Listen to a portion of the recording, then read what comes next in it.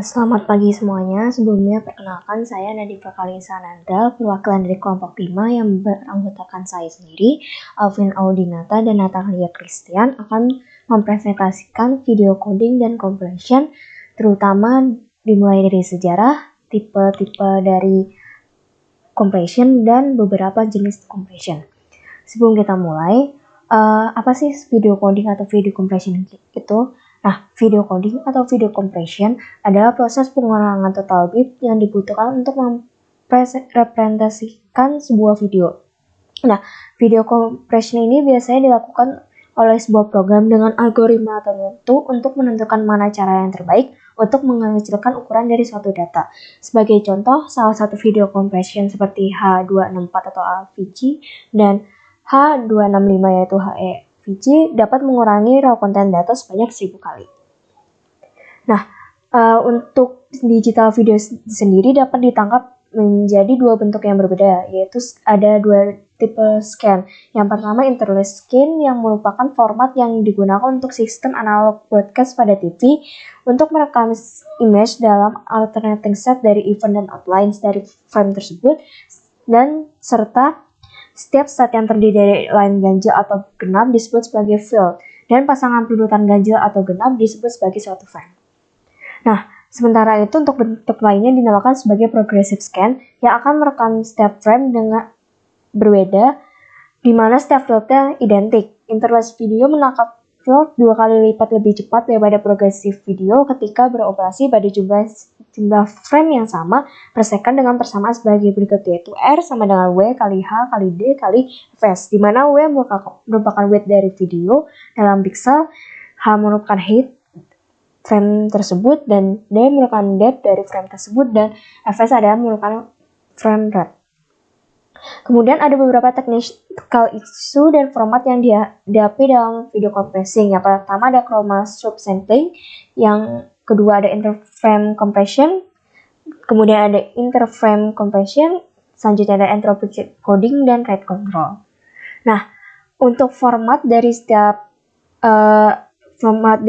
image tersebut disertakan juga resolusi, frame rate atau jumlah frame per detik dengan perbandingan likeness, bookchrome, dan threadchrome, dan metode penangkapan yang digunakan. Di sini ada beberapa image format yaitu NTSC, PAL, NTSC, PAL, dan bentuk SIF ataupun CCIR 601, SIF, dan KCIF yang mempunyai resolusi masing-masing dan juga frame rate yang berbeda. Sementara ada perbandingan dari likeness, bookchrome, dan threadchrome, dan scan type yang digunakan. Kemudian ini ada contoh frame. Yang pertama itu ada complete frame yang di sebelah kiri, dan ini adalah perbandingan dari out field atau field yang ganjil dan event field yaitu event field yang genap. Kemudian ini ada format dari perbandingan likeness, bookchrome, dan threadchrome. Selanjutnya ada sejarah dan jenis. Untuk sejarah sendiri, perkembangan dari video compression dimulai pada tahun 1988 sampai dengan yang tercatat pada buku yang direfleksikan oleh kelompok kami yaitu 2004. Pada standar ITUT ada beberapa versi, yaitu versi H.261, versi 1 dan versi 2, H.263, yang ada beberapa versi yaitu H.263 plus dan H263 plus. Nah, untuk yang kedua ada join, ada penggabungan, ada standar MPEG dan standar ITUT, yaitu MPEG 2 dan MPEG 4. Kemudian pada MPEG standar itu ada dua, yaitu MPEG 1 dan MPEG 4, di mana MPEG 4 itu mempunyai dua versi, yaitu versi pertama dan versi kedua.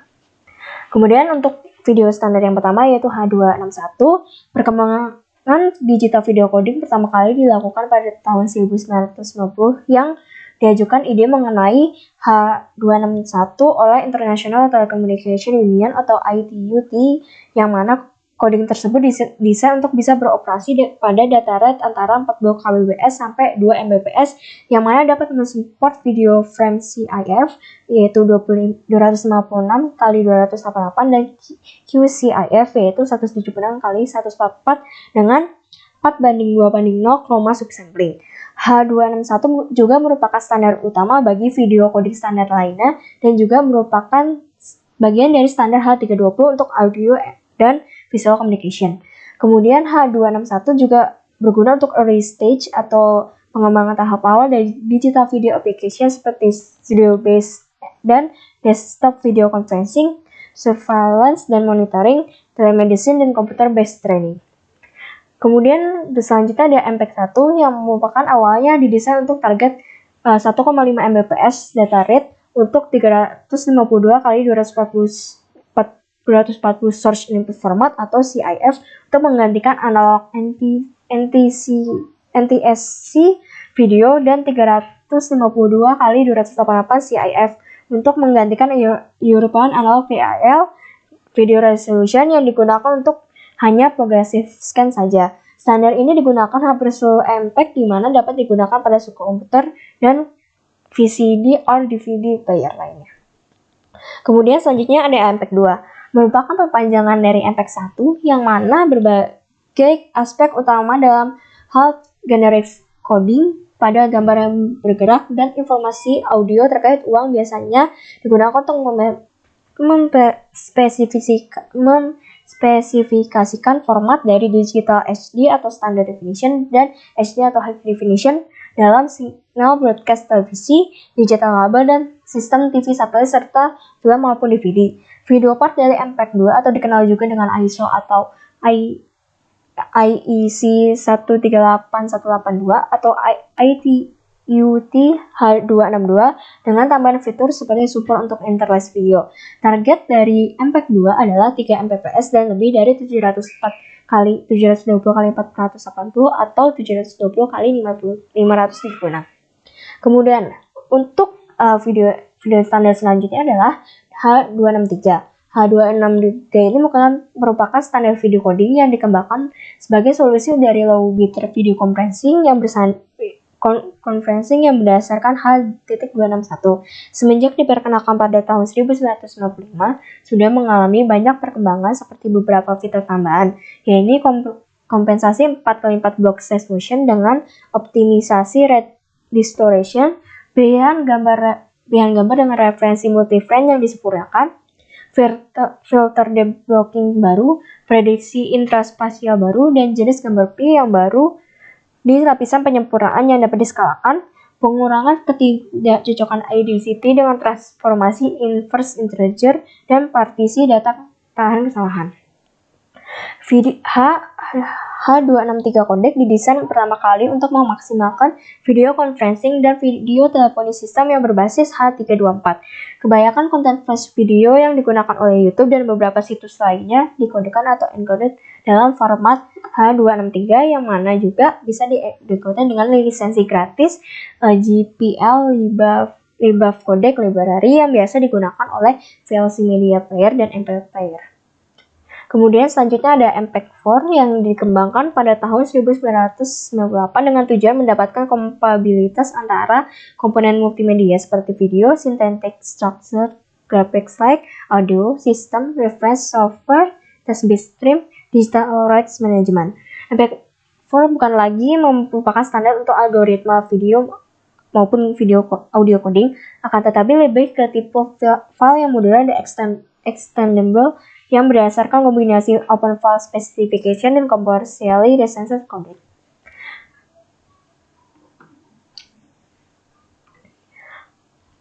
Kemudian selanjutnya adalah H264 yang karena perkembangan pesatnya jumlah penggunaan dari HD TV atau high definition TV sehingga membutuhkan video coding yang mempunyai efisiensi lebih tinggi dibandingkan MPEG-2.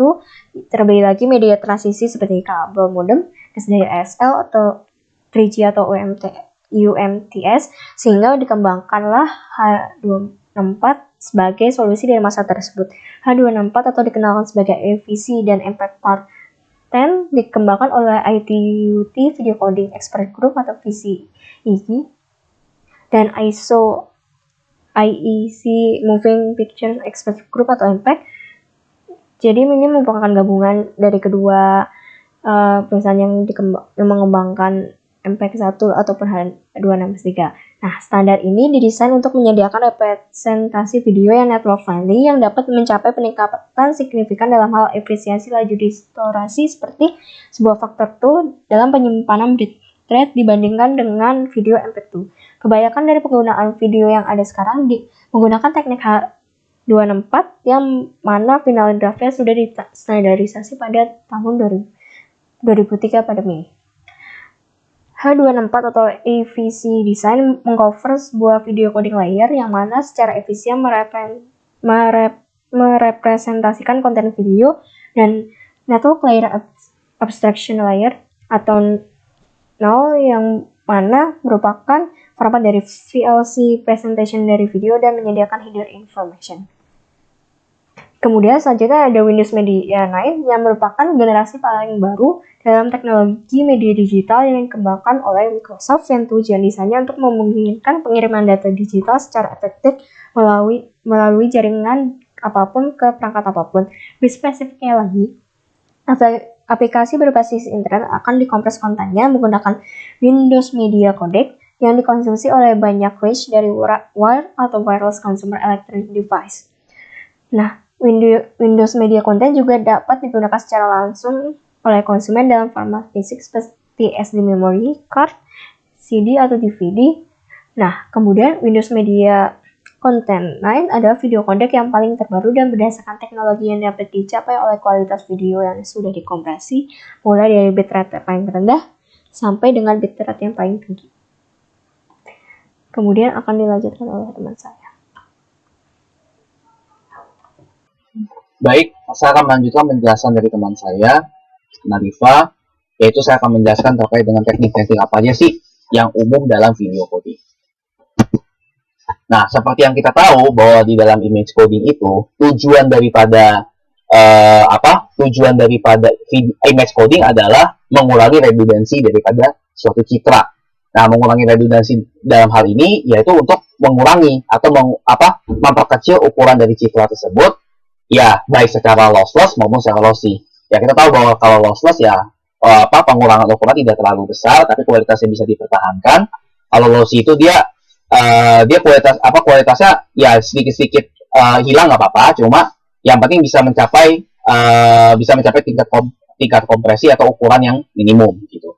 Nah, sama dengan video coding, bahwa video coding itu tujuannya adalah mengurangi redundansi, dalam hal ini adalah mengurangi ukuran dari video itu sendiri dengan mempertahankan kualitas video sebaik mungkin. Jadi dengan kata lain, ya video itu kita pengen bikin kualitasnya semaksimal mungkin, tapi ukurannya seminimal mungkin. Nah, itu tujuannya dari video coding. Nah, bagaimana sih suatu video itu mengalami proses coding dari video mentah ya, dari raw video, dia mengalami proses coding sampai dengan terkompresi gitu, atau mengalami kompresi sehingga menghasilkan output yang terkompresi gitu. Nah, yang pertama ya tentu inputnya adalah video mentah atau video yang akan dikompresi. Nah, video mentah ini pertama-tama dipecah dulu menjadi komponen-komponennya. Nah, kita tahu bahwa dalam video itu terdapat frame-frame. Ya, frame itu sebenarnya adalah citra. Nah, citra itulah yang kemudian dipecah. Jadi masing-masing frame atau masing-masing gambar dalam video, masing-masing gambar pembentuk dalam video itu dipecah menjadi ketiga komponennya. Kita tahu bahwa komponen-komponen suatu gambar itu ada luminance atau Y atau kecerahan yang kita bisa sebut, dan dua komponen warna, itu komponen CB dan komponen CR, luminance gitu ya. Nah, itu yang dipecah nanti akan dimasukkan ke dalam algoritma kompresi atau dalam teknik kompresi. Nah, nanti akan saya jelaskan setelahnya apa aja sih teknik kompresi yang biasa digunakan. Nah, dari kompresi ini, nah hasil daripada kompresi kemudian di-assign dengan bit tertentu. Ya, bit-bitnya ini ya tergantung daripada algoritma yang digunakan ya. Nah, sehingga nanti hasil akhir daripada bit assignment ini adalah video yang telah dikompresi. Jadi ya melewati tahap-tahap ini dulu sebelum suatu video itu dinyatakan telah terkompresi. Nah, ini secara umum gambarannya bagaimana suatu video itu mengalami video coding ya. Nah, tadi saya sebutkan di sini ada video input berupa raw video gitu. Nah, itu tentu dia punya tiga komponen warna untuk setiap frame-nya, yaitu Y, CB, dan CR. Nah, itu yang dipecah oleh oleh prosesnya gitu ya. Nah, kemudian masuk ke dalam algoritma atau di dalam teknik kompresi video gitu. Nah, di sini kita bisa lihat ada beberapa algoritma yang bisa digunakan, yaitu simple, interpolatif, prediktif, transform, dan statistical. Nah, dibagi menjadi tergolongkan menjadi dua macam, yaitu fixed dan adaptive. Yang fixed itu simple interpolatif, yang adaptive itu ada transform dan ada statistical. Nah, prediktif itu masuk mana? Masuk ke antara fixed dan adaptive. Nanti kita bisa lihat simple itu ada tiga macam, ada truncation, CLUT atau color lookup table, dan long coding atau LLC. Nah, interpolatif itu subsampling, nanti ada interpolasi. Untuk prediktif nanti ada DPCM, differential pulse code modulation, sama motion compensation. Ada dua yang tadi ya. Untuk transform ini bisa pakai DCT yang biasa digunakan di JPEG juga. Nah, untuk statistical itu ada biasa pakai Huffman atau arithmetic atau variable length coding biasanya. Nah, dengan menggunakan salah satu dari ini nanti videonya itu akan dikompresi atau di coding gitu. Nah, setelah selesai atau setelah dia dikompresi, nah, video yang telah dikompresi itu diasah dengan bit-bit tertentu sehingga bisa disimpan. Nah, yang telah diasah dengan bit-bitnya ini yang kemudian menjadi output daripada teknik dari video coding ini atau menjadi output dari video coding. Nah, tadi kan disebutin yang pertama ada simple ya. Nah, simple itu kan dalam bahasa Indonesia sederhana ya. Nah, jadi teknik sederhana gitu. Nah, teknik sederhana itu biasa dipakai ketika kita memang nggak butuh terlalu bagus banget lah atau terlalu wah banget teknik atau kualitas kompresinya atau kompleksitas kompresi yang digunakan. Jadi kalau nggak mau terlalu kompleks bisa pakai yang teknik sederhana ini. Nah, biasanya tiga teknik yang cukup umum yaitu truncation, color lookup table, dan run coding atau RLC. Nah, yang pertama truncation dengan tujuan yaitu mengurangi jumlah bit dalam domain spasial atau transformasi gitu ya, domain transformasi. Nah, spasialnya kita tahu ya yang dalam ruang itu yang bentuknya dominance, yang bentuknya prominence gitu ya. Nah, domain transformasi ini bisa banyak, salah satu ada frekuensi dan reflect gitu. Nah, yang berikutnya ada color lookup table atau CLUT, dia itu mengubah logical color. Ya, kita tahu bahwa suatu frame dalam video itu dia punya tiga warna utama ya, dia punya R, dia punya G, dia punya B, RGB makanya. Nah, masing-masing 8 bit tuh kalau kita bisa lihat tuh. Ya di palet-palet kan. Nah, itu diubah menjadi digabungkan menjadi physical color atau 24 bit begitu ya. 24 bit nanti sehingga paletnya bisa 2 pangkat 24 gitu. Nah, kemudian yang ketiga ada run coding atau RLC gitu. Nah, dia tuh mengkodekan urutan bit secara berurutan. Maksudnya gimana? Jadi, misalkan ada bit stream yang berurutan, misalkan 0 semua sebanyak 8 kali. Maka kita mengkodekan ya 0 sebanyak 8 kali. Misalkan selanjutnya 1 7 kali, 1 7 ya 08 1 7 gitu. Jadi dia mengkodekan, jadi dia ngodingin atau mempersingkat urutan atau sequence daripada bit-bit itu sesuai dengan urutannya atau sesuai dengan streamnya gitu. Ya, itu RLC. Nah, jadi inilah teknik sederhana yang tiga ini. Nah, subsampling dan interpolation. Nah, subsampling ini kita tahu bahwa dia adalah downsampling. Kita bisa katakan ini adalah downsampling. Dia ada proses encoding. Nah, kebalikannya ada interpolation atau interpolasi bahasa Indonesianya. Nah, yaitu adalah proses decoding. Jadi, ini ya teknik ini sebenarnya adalah kita mendownsample komponen color atau komponen warna atau luminance ya di dalam suatu video gitu. Nah, proses sebaliknya disebut interpolasi atau yang kita bisa kenal dengan decoding. Nah, kenapa ini bisa dilakukan? Karena mata manusia sendiri ya atau nature daripada mata kita yang memang lebih peka terhadap kecerahan atau perbedaan kecerahan dibandingkan terhadap warna. Nah, karena itu kita bisa downsample tuh warnanya, misalkan 4:2:2 atau 1:1. Tapi bisa 4:1:1 sih. Nah, jadi ini ya subsampling dan interpolation. Nah, kemudian predictive coding dan motion estimation. Nah, biasanya kalau yang tadi yang dua sebelumnya itu kan melakukannya itu dengan mengkodakan setiap frame kan, mengkodakan satu-satu tuh frame itu. Jadi satu frame ke-1, frame kedua, frame ketiga. Nah, kalau di predictive coding dan motion estimation ini beda. Jadi dia itu bukan mengkodekan setiap frame itu, melainkan mengkodekan perubahannya. Atau kita bisa sebut ya difference atau residual frame-nya gitu. Jadi itu yang kita kodekan, perbedaan antara frame yang satu dengan frame setelahnya. Itu yang dikodekan. Nah, ini biasa bisa dilakukan atau umumnya dilakukan ketika redundansi temporal besar. Artinya dia ketika hubungan antar satu frame ke frame lainnya atau suatu elemen frame lain itu besar gitu. Jadi ini bisa dilakukan dalam kasus itu.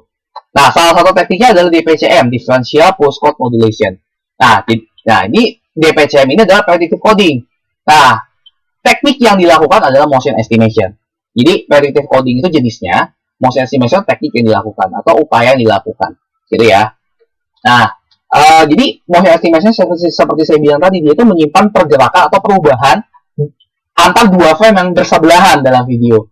Jadi perubahannya seberapa banyak gitu, itu yang disimpan. Nanti dalam bentuk motion vector simpannya. Nah, motion vector ini nanti disimpan dalam basisnya macro block. Nah, biasanya satu macro block itu dibagi berdasarkan frame-nya. Jadi macro block ini bisa ukuran 16x16, jadi satu frame bisa dibagi dalam bagian bagian kecil disebut macro block. 16x16 itu nanti disitulah tempat motion vector itu disimpan. Nah, memang teknik ini ya kelihatannya bagus ya, tapi sebenarnya ini lama untuk dilakukan atau ya tidak efisien. Nah, kenapa? Karena dia punya kompleksitas sangat tinggi sehingga performa pun menjadi lebih rendah ketika menggunakan block search yang biasa gitu. Nah, karena itu dipropos atau diperkenalkan teknik-teknik lain yang disebut fast block search. Nah, kita mengenal ada dua ya. Ada dua teknik dari fast block search, yaitu rectangular search pattern sama yang not rectangular. Jadi bedanya hanya di polanya nanti, pola pencariannya atau pola search area yang digunakan.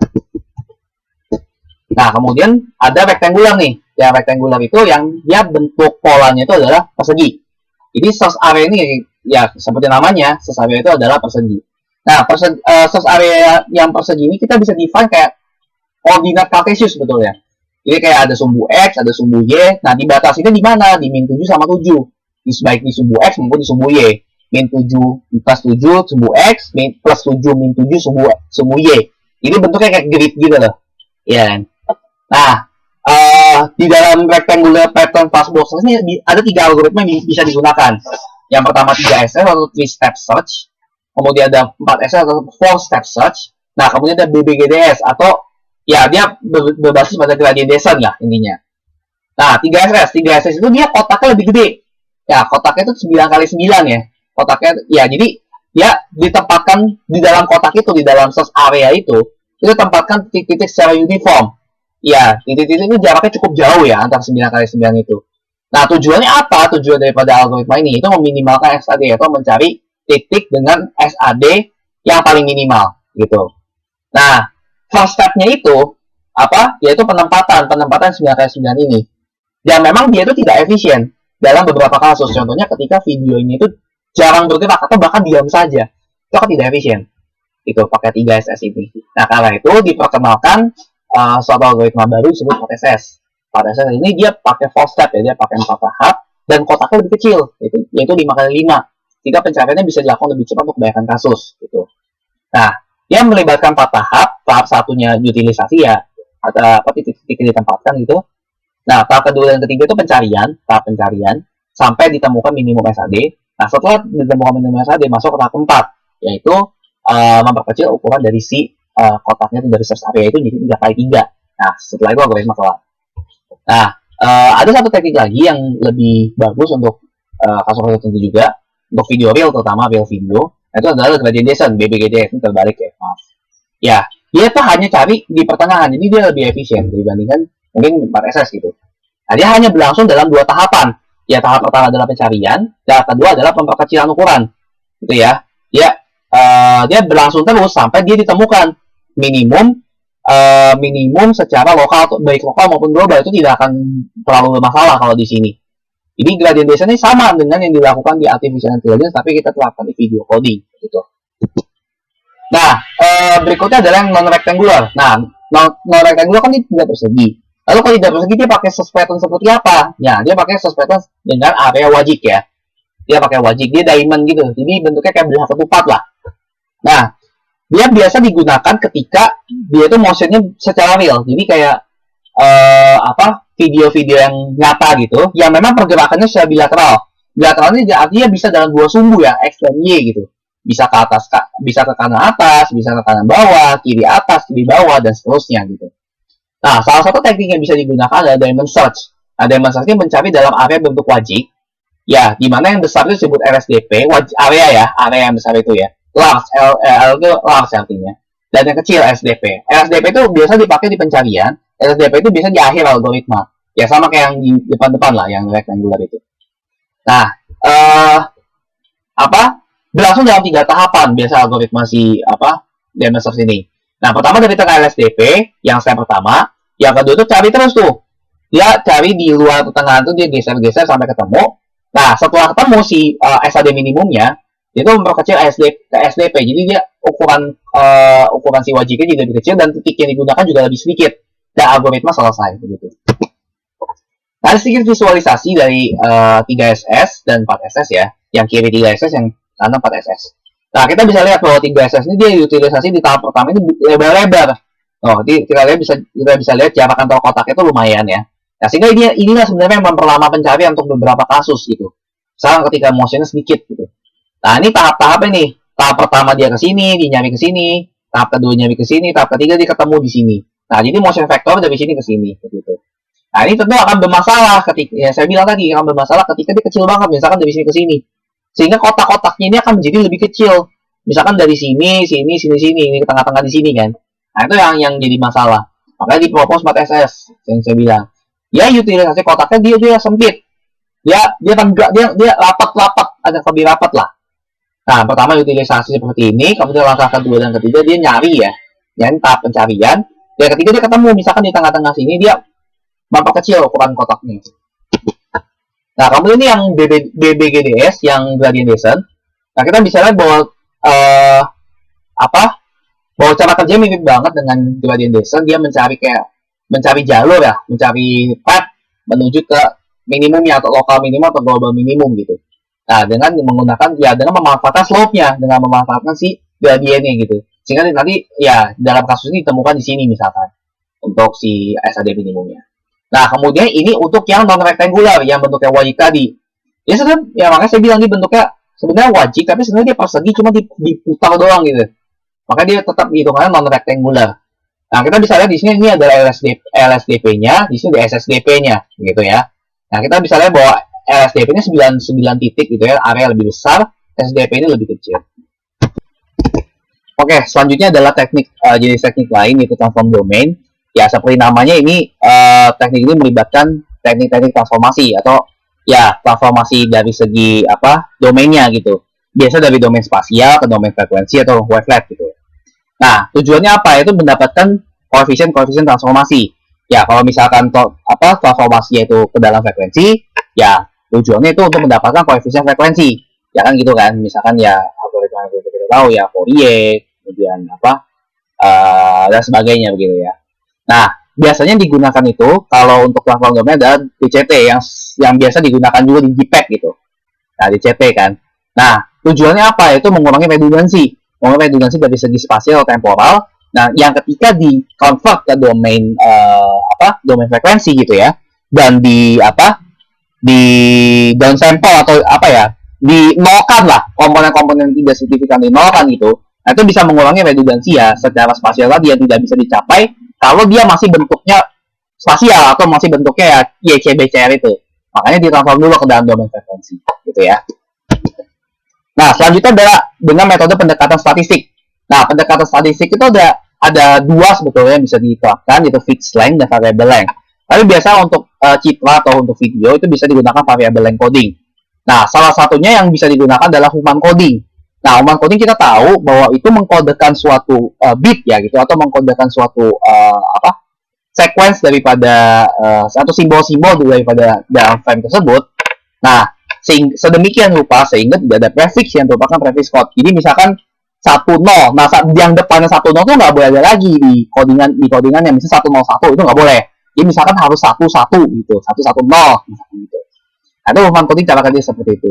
Nah, sehingga ini memungkinkan bahwasanya panjang code itu berskala terbalik dengan kemungkinan itu. Jadi gini, semakin dia banyak, semakin dia kemungkinan atau secara statistiknya itu lebih tinggi kemungkinan untuk hadirnya atau munculnya.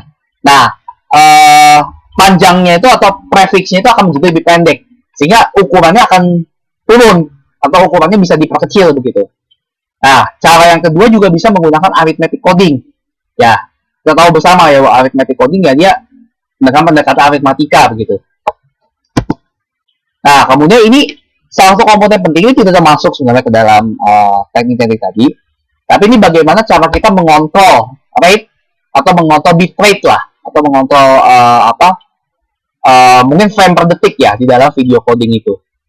Nah, jadi permasalahan utamanya adalah bagaimana kita bisa mendapatkan kualitas yang terbaik jika kita diberikan video dengan suatu bitrate atau bitrate tertentu gitu. Jadi kita problemnya adalah memaksimalkan kualitas jika diberikan video dengan bitrate gitu. Nah, makanya ada banyak tuh teknik-teknik atau algoritma-algoritma control yang bisa digunakan yang sebenarnya secara tidak langsung itu menentukan frame mana sih yang akan dikodekan, frame mana sih yang bisa dibuang, frame mana sih yang penting, ya frame mana tidak penting, atau bagian mana yang penting, bagian mana tidak penting. Nah, dan itu menentukan kualitasnya juga. Nah, kualitasnya mau down sample seberapa atau mau turun seberapa itu bisa diatur gitu. Nah, di dalam menempatkan atau dalam menentukan parameter-parameter dalam rate control ini tidak ada standar ya. Jadi ya udah itu tergantung daripada user atau tergantung daripada pengguna bagaimana dia itu bisa mengatur parameter-parameter sendiri sehingga bisa didapatkan sesuai yang diinginkan.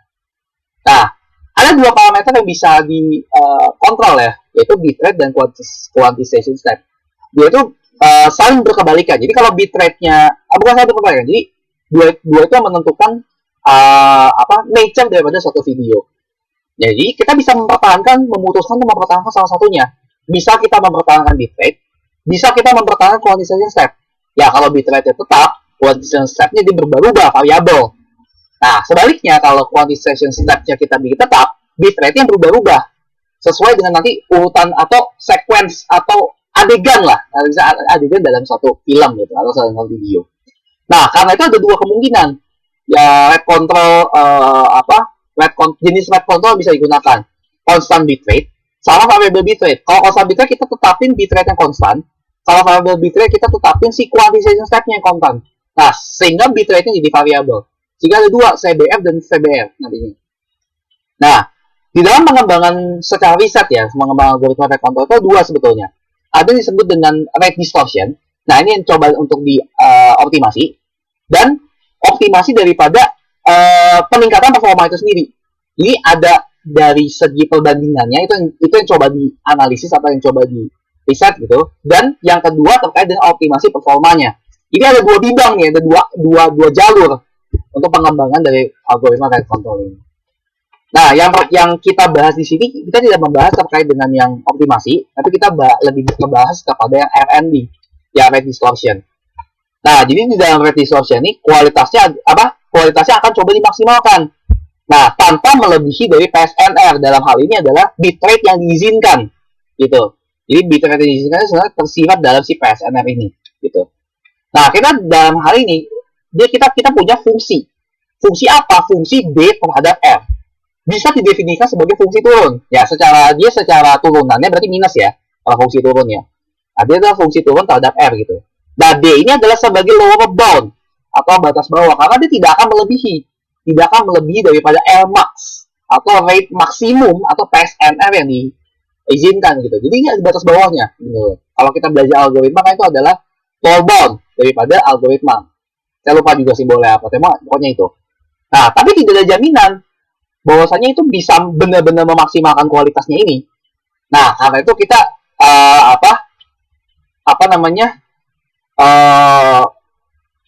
masuk kepada pendekatan atau biasa dipakai pendekatan itu ORD atau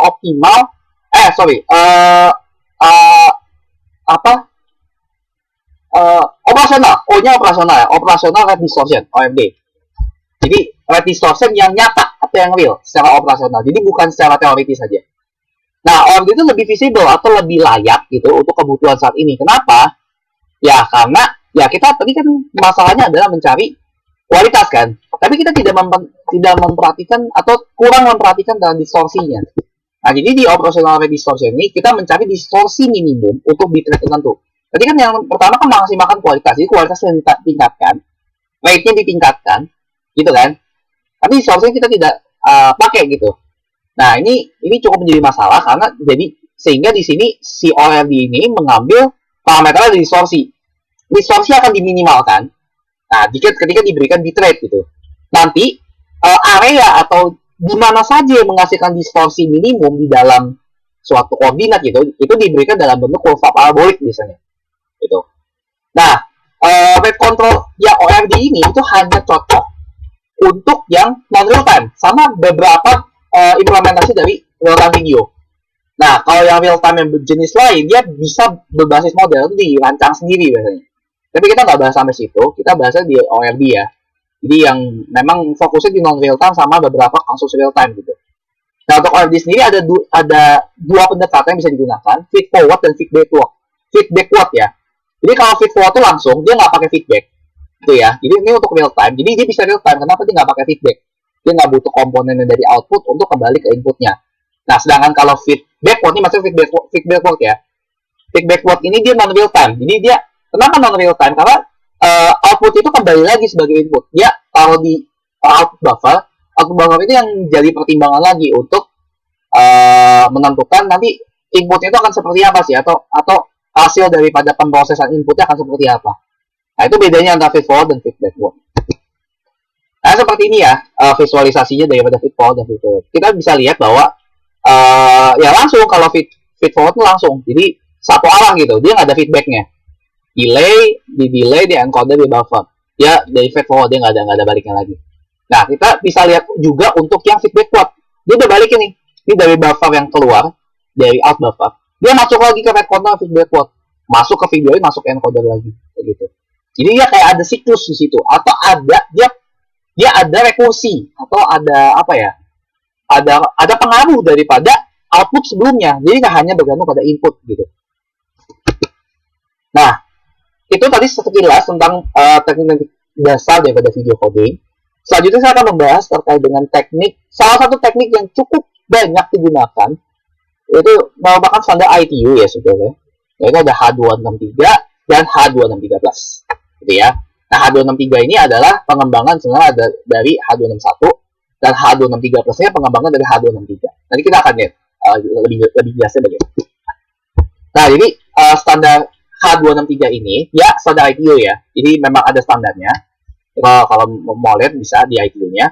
Nah, itu menggantikan H261. Nah, dia tuh kenapa menggantikan? Bisa menggantikan karena dia memiliki beberapa kelebihan atau memiliki beberapa fitur yang sebelumnya tidak dimiliki oleh H261. Gitu ya. Jadi salah satunya adalah kualitas video yang lebih baik. Jadi menghasilkan video quality atau apa? Ya bisa dikatakan losslessnya, kualitas losslessnya gitu lebih baik. Nah, tapi hanya terbatas pada bitrate rendah doang sih. Tapi tetap itu adalah suatu kelebihan gitu. Nah, dengan kompensasi ya atau drawback-nya gitu berupa kompleksitas yang semakin tinggi juga. Nah, di dalam H263 ini ada 4 mode. Nanti saya akan jelaskan mode-modenya apa aja. Yang memang bisa dipilih di antara 4 mode itu bisa dipilih salah satu yang tujuan itu bisa meningkatkan performa kompresinya. Nah, H263 ini sudah digunakan secara luas dalam ranah-ranah telekomunikasi yang legacy gitu. PSTN, ISDN, ya dan seterusnya gitu. Dan dalam dunia jaringan lah, atau dalam dunia telekomunikasi. Itu digunakan H263 ini. Nah, ini ada 4 mode terkait dengan H263-nya. Ada 4 mode yang bisa dipilih. Salah satu ya dipilihnya. Yang pertama ada Unrestricted Motion Vectors. Ya, ketika mode ini dipilih, dia akan meningkatkan kinerja prediksi atau kinerja atau performa daripada penebakan lah atau prediksi atau peramalan daripada frame itu. Gitu. Jadi prediksi mungkin bisa lebih akurat gitu. Nah, kemudian yang kedua ada PB frames. Nah, PB frame itu bisa meningkatkan resolusi temporal ya. Nah, yang ketiga ada advanced prediction. Nah, advanced prediction itu biasanya gini ya, kalau dalam macro block itu kan biasanya bisa disimpan satu motion vector.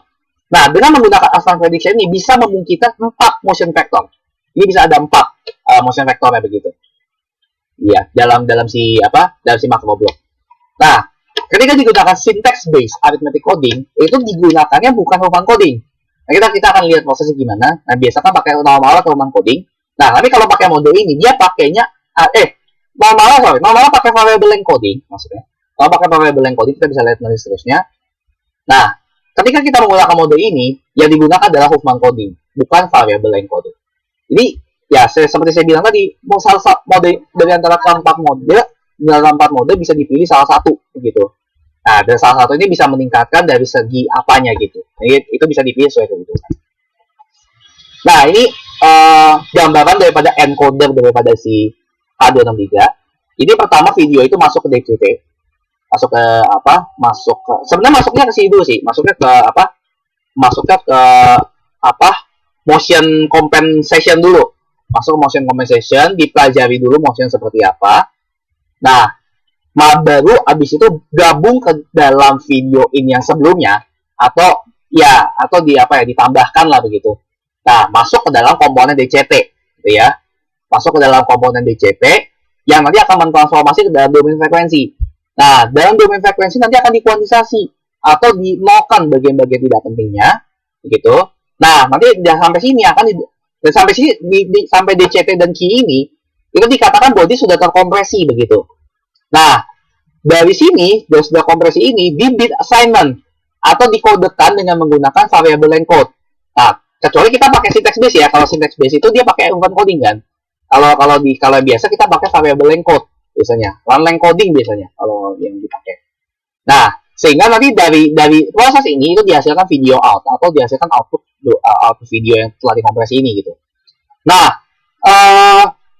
nanti output daripada kuantisasi atau daripada ya proses kompresi yang di DC sama Q ini di feedback lagi atau nanti di feedback lagi ke video in melalui apa? Melalui proses inverse-nya. Inverse kuantisasi, kemudian DCT kuantisasi, DCT inverse itu. Nah, masuk ke buffer ya. Nah, buffernya sebagai delay lah. Buffer sebagai delay, kemudian ini akan dijadikan sebagai parameter lagi untuk si motion compensation-nya itu motion kompensator masuk lagi ke DCT dan seterusnya berputar seperti itu.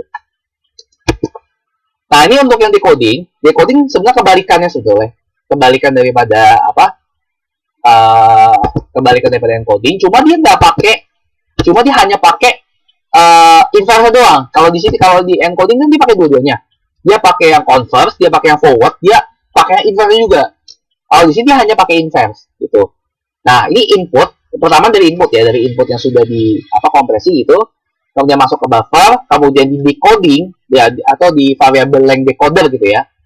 Nah, kemudian ini masuk ke motion vector gitu. Motion vector nanti bisa masuk lagi ke mana-mana gitu.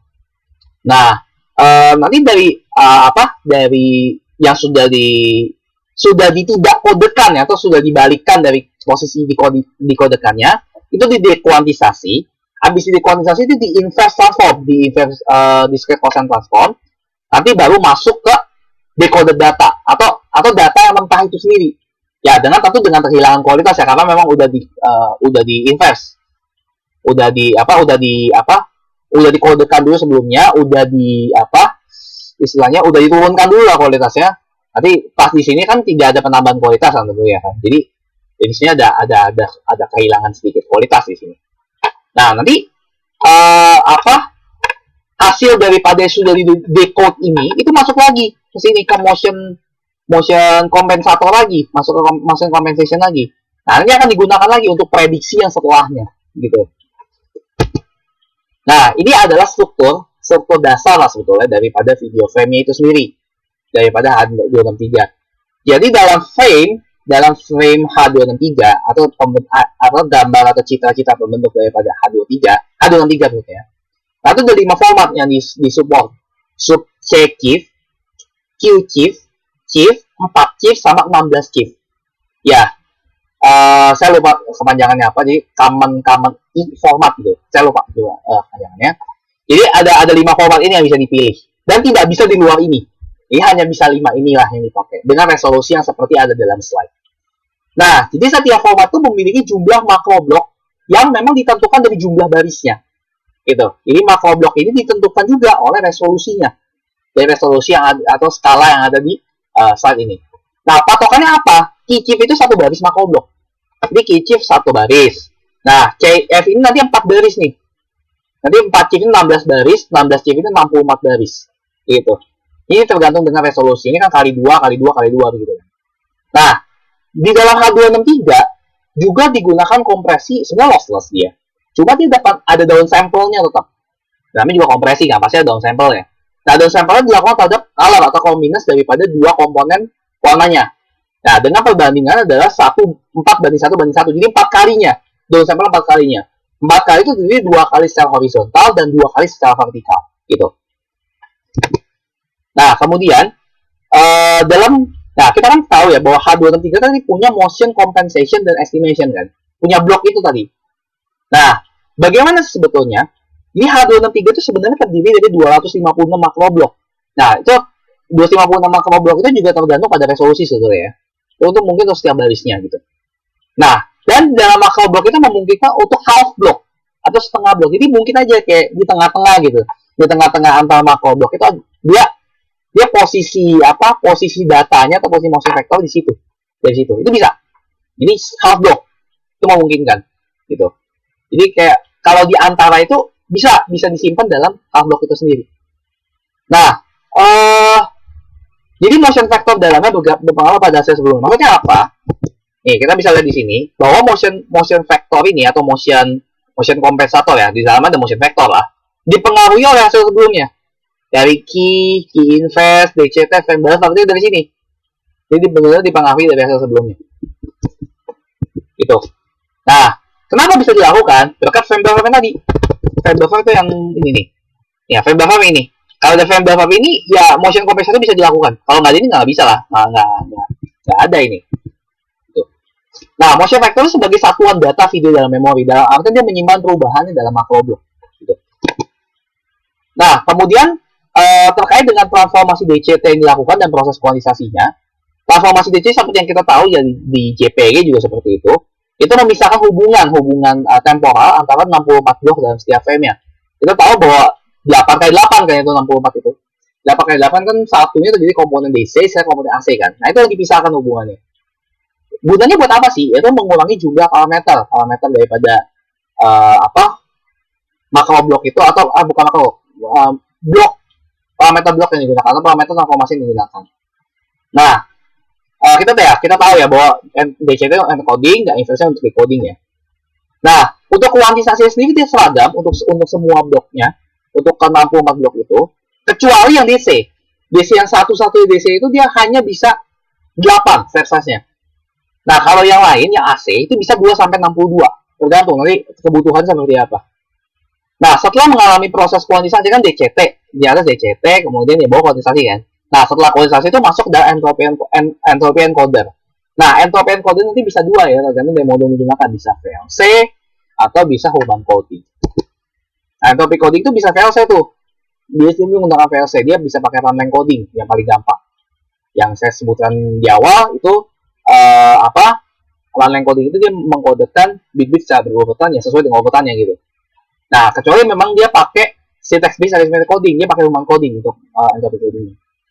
Nah, sebenarnya dalam entropy coding ini dia tidak menyimpan frame sama langsung, melainkan dia menyimpan motion vector.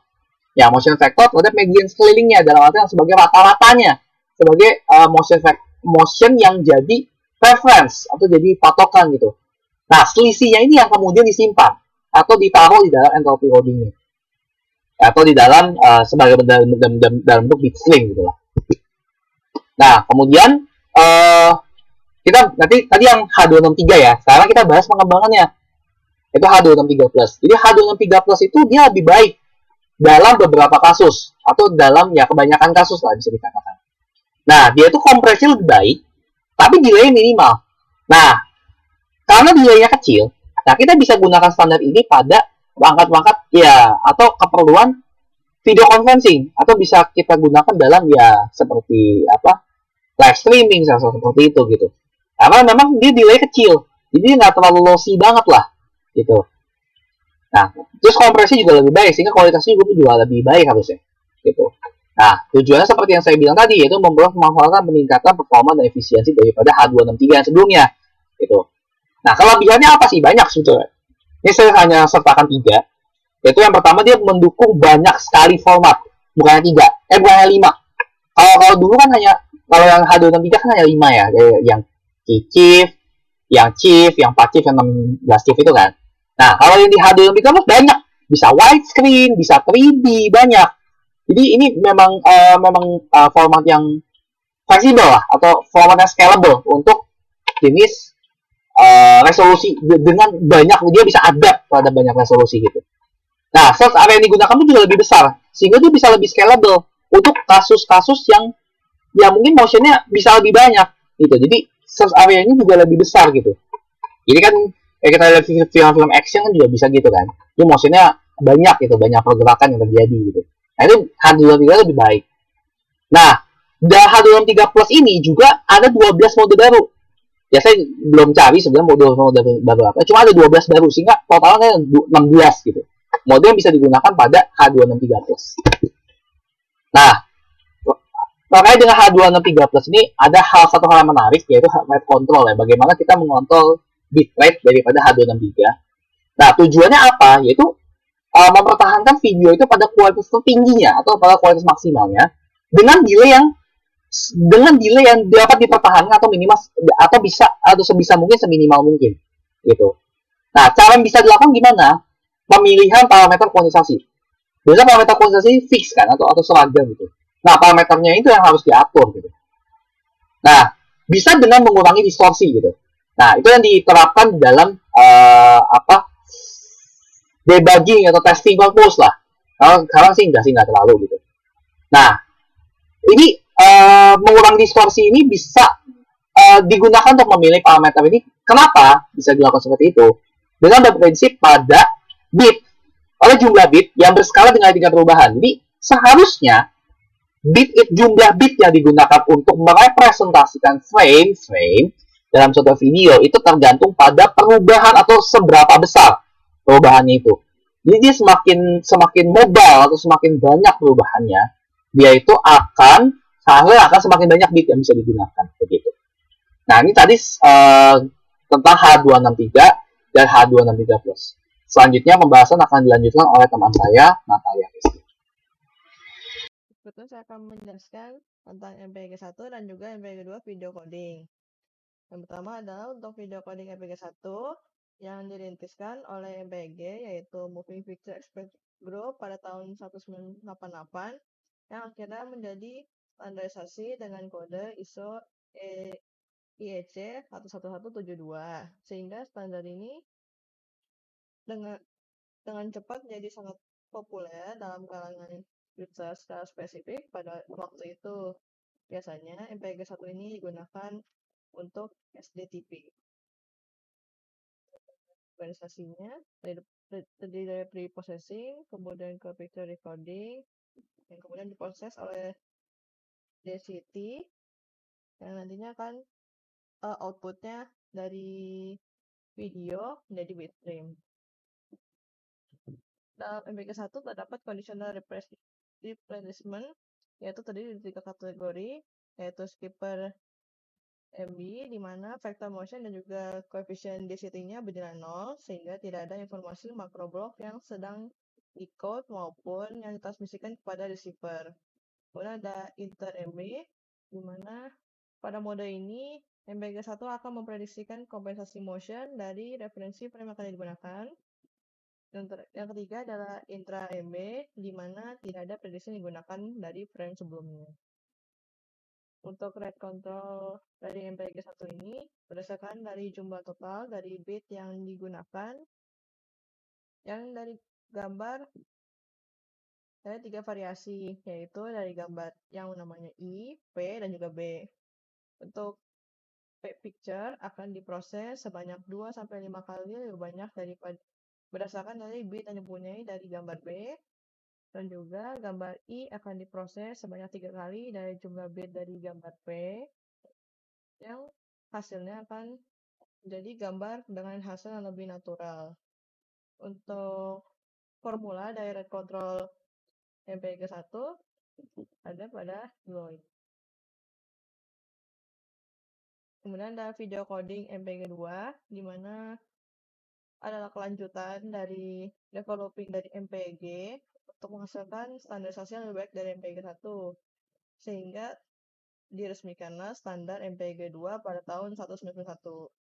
Untuk MPEG-2 sendiri digunakan untuk aplikasi yang lebih tinggi, contohnya untuk divisible digital sampai dengan layanan database berbasis jaringan. Dengan menggunakan MPEG-2 ini, grafik dari satelit menjadi lebih baik. Untuk kode MPEG ada dua macam, yaitu non-scalable coding dan juga scalable coding. Yang pertama adalah non-scalable coding, terdiri dari empat mode, yaitu field dan gambar dan frame gambar, di mana MP2 akan menggunakan konsep frame dan juga konsep gambar, sehingga akan mengakomodasikan coding secara progresif dan juga video interlaced. Lalu ada prediksi field dan frame motion, di mana gambar interlaced akan di-encoding menjadi sebuah frame gambar ataupun field gambar yang terpisah. Kemudian ada DCT field and frame, di mana MP2 akan menggunakan dua mode dari DCT, yaitu DCT berbasis frame maupun DCT berbasis field.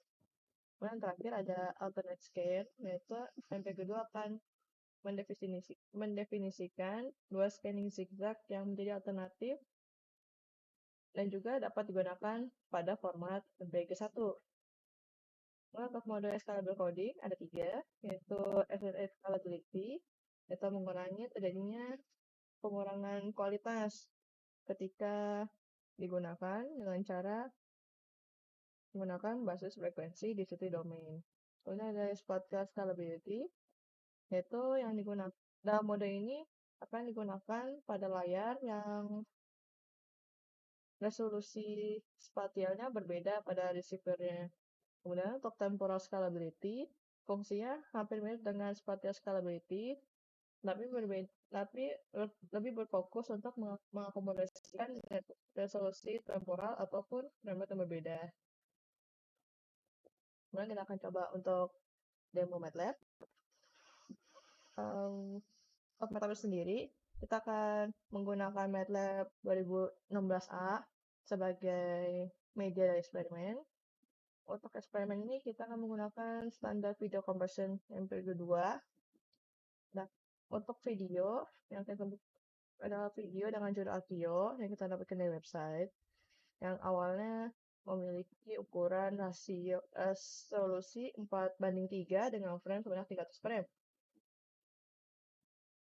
Di sini ada tabel untuk detail video akan digunakan.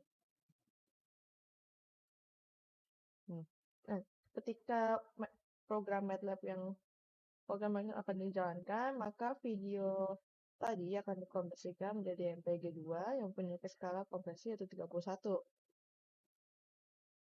Untuk ada gambaran sedikit untuk programnya. Untuk programnya sendiri kita akan memproses per 10 frame. Kemudian untuk compressionnya di function yang ini kita akan mencoba untuk membaca ataupun memfetch video yang akan di-encode, yaitu Akio dengan ekstensi Y4M. Karena video RGB ini hanya didapatkan kode array, maka akan didapatkan terlebih dahulu. Dan untuk function di sini, kita akan melakukan encoding sesuai dengan hasil yang didapatkan.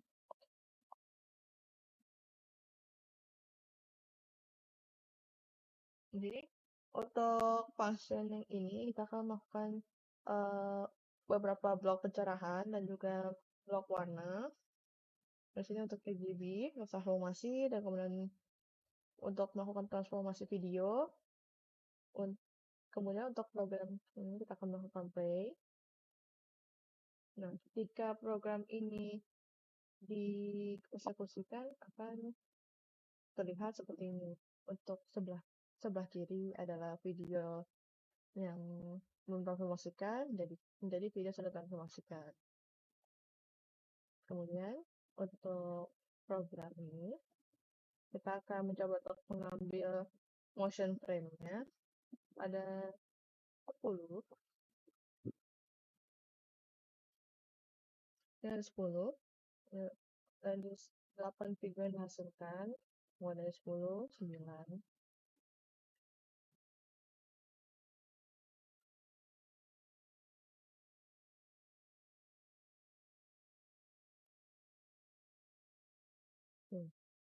Kita akan menuju ke paper. Ini dari eksperimen yang kita lakukan. hasil kompresi dari video Akio tadi dengan encoding MPG-2 terlihat video Akio ini dari awalnya berbanding 3:1, kemudian kita kompresi dari yang original sebelah kiri atas, kemudian kita kompresi dari beberapa rasio, yaitu kita dari rasio 1:1, 2:1, 4:1, 4:1, 16:1, dan selanjutnya.